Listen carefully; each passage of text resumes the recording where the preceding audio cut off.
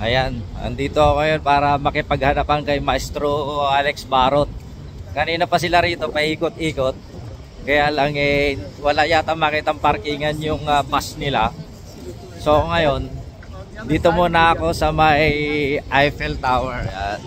Kasi dito mapagi ngayon, mahirap umakyat.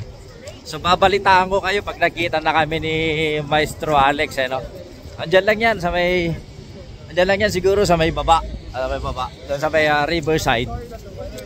So bago mag Eiffel Tower, kaya ako maglalakad muna ako, maglalakad-lakad muna ako habang kausap siya. Balitaan ko kayo mamaya, mabush. Ayan, dito na ako.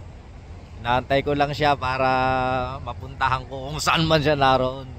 So riot to mamaya pag nagkita kami ni Maestro Alex Barot. Mabush. Mamaya. Yan, habang inaantay ko si Maestro Paul, 360 muna ako rito. Ayan ang Paris. Yan. Dito ako sa kalagitnaan ng Paris. Yung Eiffel Tower. Tapos, dun yung view deck. Later! Dahil malamig, mainit muna tayo. May nagbabagyang apoy. Diba? Habang inaantay natin si Maestro. Kasi na-traffic sila. Siguro hindi kabisado ng driver yung parkingan. No? Ayan. Sightseeing mo tayo. Nasa harap ako actually ng Paris Aquarium. Isa sa pinakamalaki aquarium dito sa Paris. O nag-iisa na aquarium. Dito painit muna habang inatay. Tapos siguro mamaya kakain o magkakape o iinom kami ni Maestro Alex. Ayan na si Maestro. Nakita. Ay si Maestro Alex. Ayan. Ay, verdad. Maestro Alex! Oh, kumusta mga DD-shits? Galit na galit sa iyo mga DDS. Oh, dito na siya sa Paris. Dito kami. Ayan. Ayan.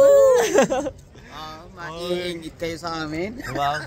Lalo shout out kay Alfred. Bahala ka dyan. Alfred, kumusta? Andyan, dito na kami ni kasamang bag. Ikaw na lang yung kulang. Muna Okay. Ito yung kinakain namin through confidential fund at saka intelligence fund. Ito yung pagkain ng mga mahihirap. Ganito kami kahirap. Okay? Bunag ka din, Maestro. May nakilala kami mga sexy, mga model daw sila ng Croatia. Mga model daw ng Croatia to, mga Pilipino. Si ate sikat na sa Korea. Ay.